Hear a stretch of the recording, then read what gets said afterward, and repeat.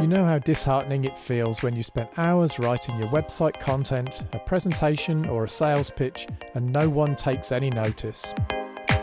The trouble is that people only show interest in your business when they've got a problem that needs solving.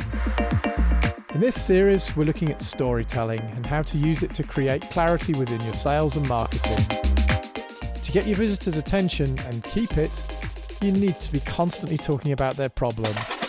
When you clearly define that problem and offer them a solution to it, they become interested. As soon as you stop, you've lost them. In today's episode, we're going to look at how to define your problem. I'll be joined by one of our consultants, Alexandra, and we hear how she defines the 3 parts of the problem that will make your audience want to keep listening. Hi there and welcome to the Authentic Marketing Podcast in association with Demodia. I'm your host, Simon Harvey, and with me today is my co-host, Daniel Kleber. Hi Daniel, how are you doing today? Hi Simon, I'm great, thanks. It's great to be here again. Good to have you back again as well. So on today's episode, we're going to be talking about problems, Daniel. So problems are one of the most important parts of the storytelling template. So without a problem, we've ultimately got nothing to offer a solution to. So why would anyone need our services if they don't care? Daniel, I want to ask you this as a quick starter today. Yeah, as you know, I like to go out jogging every now and again. So it's been pretty cold around here. We even got some snow recently.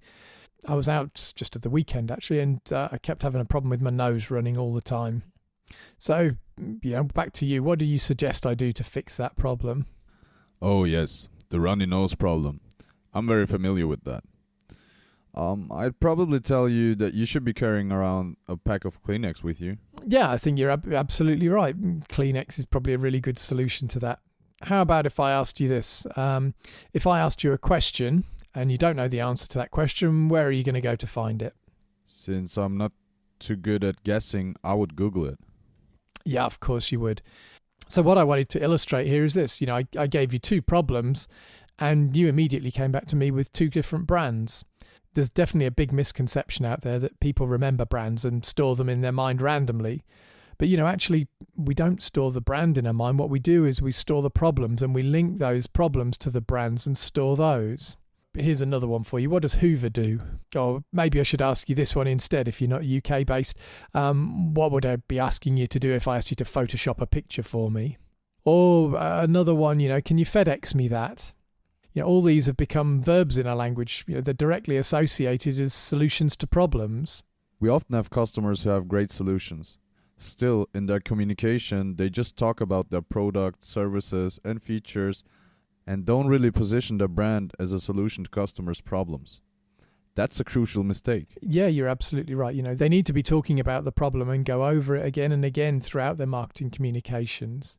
Eventually, their brand becomes seen as the solution to that problem. Customers automatically know that your company provides the solution to that if they've got that specific problem. So think about it for a minute. When was the last time you visited a website when you weren't trying to resolve a problem or something like that? Maybe social media, but other than that, I usually just visit websites to solve problems or because I need something. I so often come across websites or marketing material that gives a whole list of products and features, but unless I already know that product, it just doesn't capture my interest. If you just see features and you're first visiting a site, you really have no idea what the problem is that it solves. When they start talking about the problem, you suddenly start thinking to yourself, yes, this is a service I might be interested in. I do have that challenge. Yeah, and that's exactly what we spoke about in our previous episode and why clear messaging is so important. When it comes to telling your story, you need to engage your customers and make them feel part of it. Companies need to get away from thinking about the features and start to understand the bigger picture of the problem and how they can help customers to solve it. Then people feel like they're part of the story. They picture themselves in the situation and start to get more enthusiastic. You're right. By creating a clear story, it's much easier to engage with your customers. And the key point in the story, after identifying who the hero is to identify a problem you can solve for them. We learned that the story really begins when a hero encounters a problem. Yeah, that's very true. If there's no problem, the story is boring and bland. Yeah, imagine a movie without a problem. You'd think, why am I watching this? There's no point. There's no take home. And that's even more true when it comes to marketing. If you're not talking about a problem your customers are experiencing, then they won't relate to you and they won't engage with you. That is why you need to talk about the problem and keep repeating it over and over. This is where we come to the 3 different types of problems that people have. First is the external problem. This is the main challenge that the hero needs to overcome. Second comes the internal problem. These are the personal challenges and feelings that the hero has relating to the external problem. And finally comes the philosophical problem, where we look at the big picture and say, is this fair? Yeah, this is really important in storytelling. People buy things to solve an external problem, but they make buying decisions based on internal problems. If I have too many weeds in my driveway, for example, that's an external problem. But, most of the time I don't care. The time that this becomes a more interesting problem and it's something to solve is when my girlfriend's coming round for dinner or my neighbours are complaining. Then I start to see things a little bit differently. I might be embarrassed or overwhelmed by the thought of having to clear up the mess. Now that I've got an internal problem, that's the time that I'm going to start to act. Talking about the last part, the philosophical problem. Customers asking how we as a company will help them overcome this huge main problem so they can enjoy their lives. Why is it wrong that they have to struggle with this problem? The philosophical problem usually begins with it's wrong to, or you shouldn't have to. In your example, it would be something like this. You shouldn't have to spend your free time clearing weeds from your driveway. Yeah, I think it's crucial. It's crucial to identify that problem and talk about it. So many companies don't do that. The whole story is about your customer, not you, and about the problems that they've got. Absolutely. If you do that, you already stand out from the crowd. So many businesses just aren't aware of this and put themselves first. Thank you, Daniel. So, earlier in the week, I got a chance to talk with Alexandra, one of our consultants. She's been working with story for many years now and shares her thoughts on how the problem works within a story and gives us a few tips as to how to find our problem. So, here's my interview with Alexandra.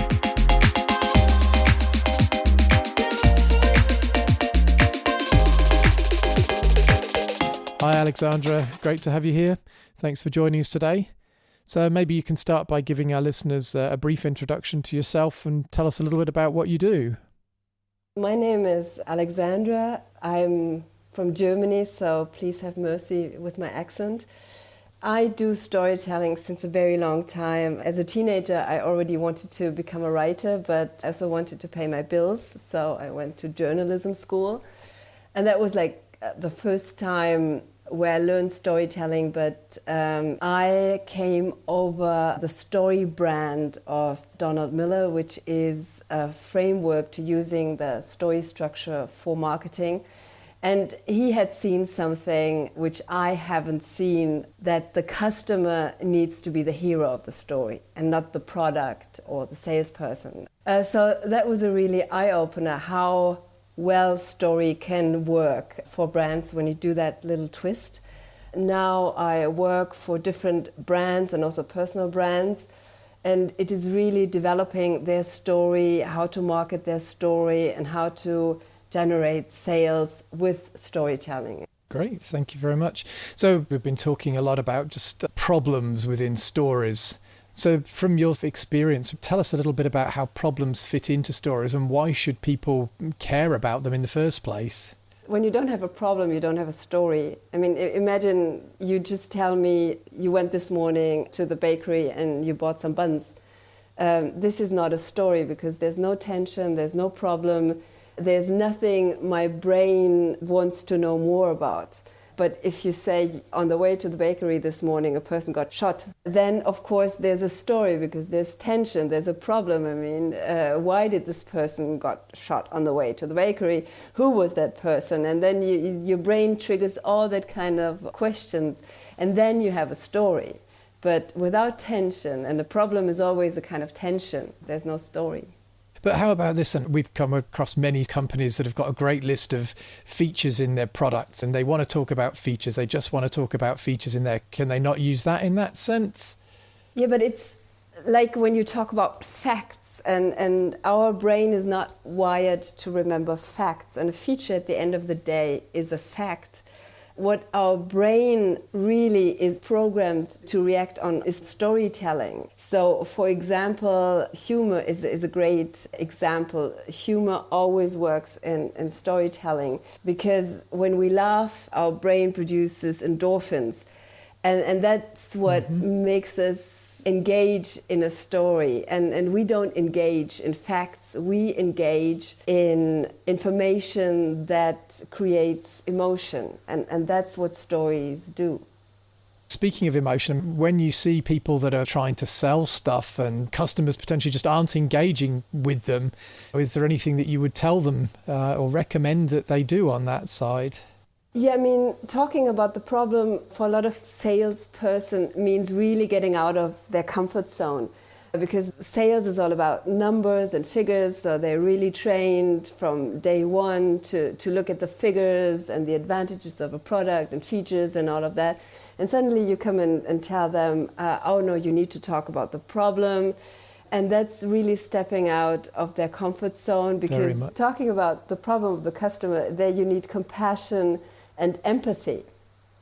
And these emotions, going back to what happens in our brain when we do storytelling, compassion and empathy releases the hormone oxytocin. And that's what makes the customer engage into our story, and at the end produces conversion. But for salesperson that have a total different training, this is really a big step to go, a big way to go. So how would you define some example problems maybe that people could suggest on their website or use in some of their sales materials anyway? What would some examples of problems potentially be? So I have worked with a fascinating lady. She's from Morocco, and her mission in life is really bringing these beautiful handcrafted tableware from Morocco to the European market. And the problem was that people really liked the stuff because it was beautiful, but they didn't know how to use it. And when we changed the whole communication about, okay, how to use this tableware, you know, how to set a table, how to decorate your food when guests are coming. And then sales skyrocketed because we had identified what was the problem the customers had with the product. So the problem in their case was that they just didn't know when they could use this sort of fancy tableware. Is that right? Or yes, where, when, and how. Okay, yeah. I mean, you mentioned earlier these sort of external, internal, and philosophical problems, which is something we talked about earlier on in this episode as well. How would you help your clients to actually differentiate between what is an external problem and what is an internal problem in there? So the external problems, I always tell them, so what is the first thing that comes in mind? So the most obvious thing usually is the external problem. So the biggest problem that they've got, basically. Yeah, it seems the biggest problem, but it doesn't need to be the biggest problem. I mean, for example, if you have, you want to create an email funnel and you don't know how to start. So then you would probably do nothing because you don't know how to start. So the problem is you need somebody to guide you, to tell you, okay, this is how you can start, this is how you can set up your email funnel, this is how you can automate things. And the internal problem could be this blockage that you don't feel capable of setting up your email funnel. Would you say the internal problem is more about the trigger then, or the thing that's pushing you towards getting the solution to the external problem? Or it's about the feeling, the emotion that you have. I can really recommend Damasio's book. The German title is I Feel and Therefore I Am. And he's a neuroscientist, and he proved that we act on emotion and we rationalize those emotions. So we would probably say, oh, I don't have time to set up an email funnel. But the reality is it's not the time that's lacking, it's really the confidence to know how to do it. And therefore, I think it's really important to look at the internal problem, because emotions guide us much more than we want to admit. The philosophical problem, that's another level that we know from all big stories. It's Romeo and Juliet, where the big moral is hatred, or it's James Bond, it's good against evil, or it's Rocky, it's the underdog against the champion. And that's why having the problem in three categories, the external, the internal, and the philosophical, makes a lot of sense when we want humans to make a decision at the end. You've talked about the philosophical side of things in there, and you talked a bit about emotion and getting people on board generally with the concept. So how would you recommend people that are listening to this to go forward, where they've got other people in their organisation that maybe don't get the concept of story, or who want to keep talking about features and functions and doing things the way that they've done it? Have you come across those sort of things and got any recommendations as to how to actually bring other people on board and help them to understand the concept? I usually don't argue a lot. I just ask them to observe themselves for the next couple of weeks and really be honest to themselves why they do a decision, a purchase decision. The next time, for example, they buy a product of Apple, they will notice that they don't look at the numbers and at the features. They want the Apple product because it's cool, the design is really unique, and they want to think different at the end. I myself, I would kind of ask about, but what are the features? But I went to the store and I wanted this laptop. And then I asked for the features just, to kind of, justify why I would spend more on an Apple. But I wanted everything that comes with it. Well, thank you very much for your time, Alexandra, today. It's been great to get some of your insights and thoughts on the problem generally and how that can be used as part of the storytelling process. Thank you very much for your time. Thank you. It was a pleasure.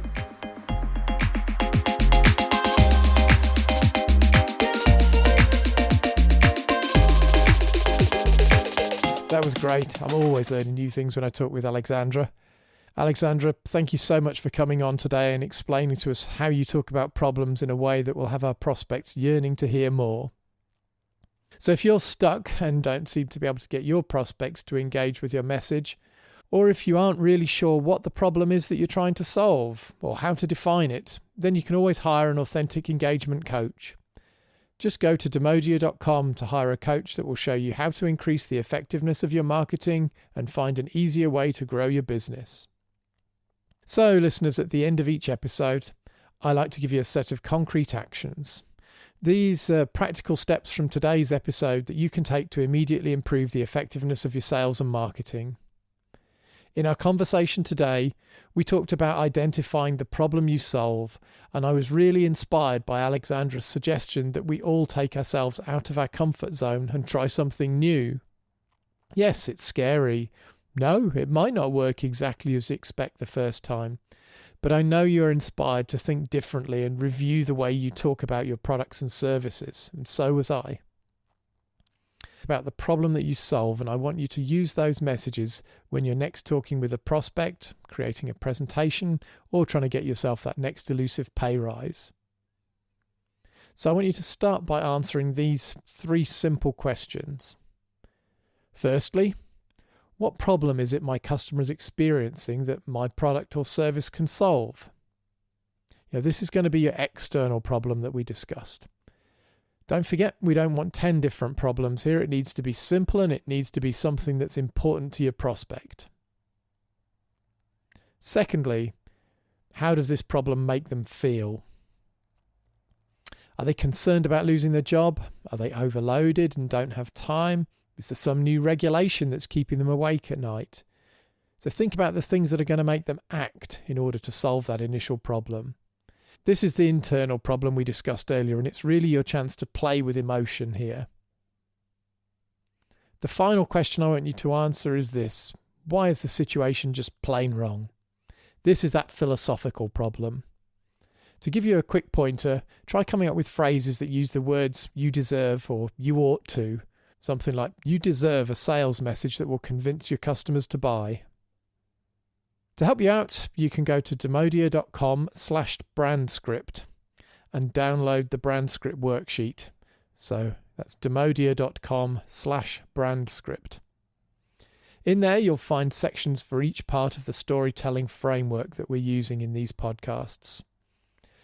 I want you to fill out the problem section in there with your answers and use them in your conversations. Put them in your emails. Put them front and foremost on your website.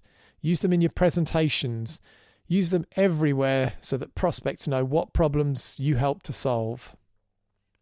Position yourself as a problem solver and you will win. That's all for today's episode. Thank you so much for listening to the Authentic Marketing Podcast, where we help you create a sales and marketing plan that will get you new customers and grow your business. Follow and rate us wherever you listen to your podcasts, and don't forget to join us on LinkedIn. We love to chat and hear what you want to know more about and how we're helping your business succeed. See you next time.